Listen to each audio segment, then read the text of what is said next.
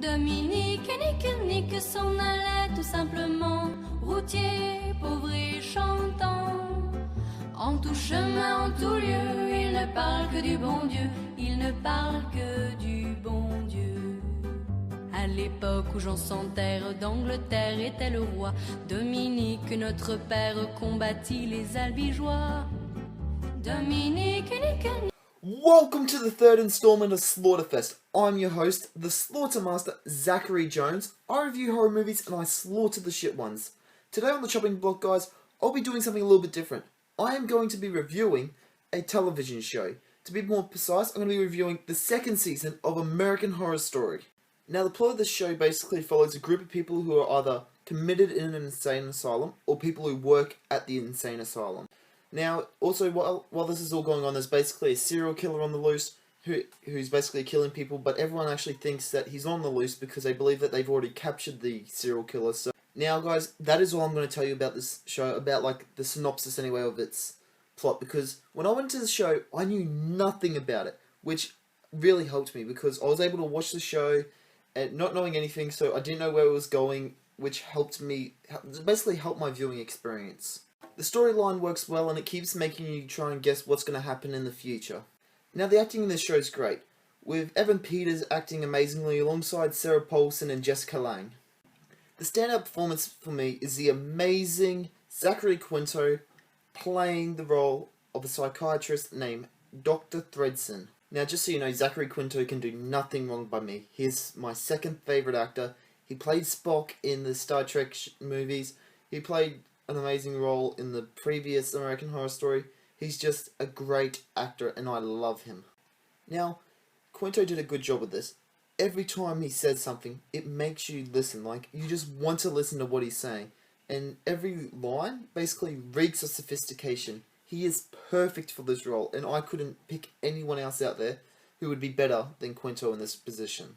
Now, American Horror Story is smart with the way they scare you. They basically use the plot to scare you by basically just using different storyline methods. An example of this is when they make you love a character so much and they reveal that he or she is the serial killer and you're just like, holy crap, and it just freaks you out because the whole time you're like, I like this serial killer, which makes you wonder, maybe you know a serial killer in real life. Now, when I first watched the show, my grandparents were out of town and I was like, sweet, I'm home alone for the week, let's watch it just at nights. So I got the first, second, and third seasons when I first got it, and I watched them all at night, and oh, that was a mistake. Okay, so now I'm going to be spoiling some stuff, so if you don't want spoilers and you haven't seen the show, do yourself a favour and skip to that time code, wherever I've put it on the screen. Right, so now everyone's gone.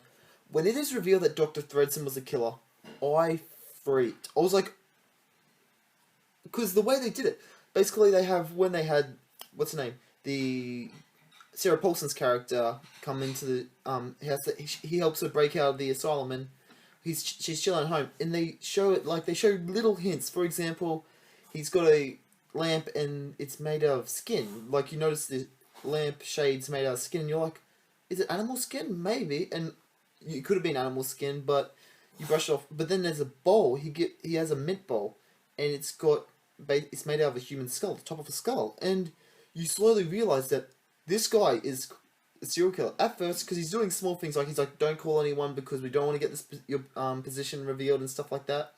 So, yeah.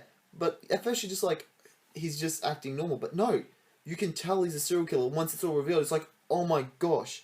And you can really tell that they based him off of Ed Gein with the way that he used to dismember people and stuff like that.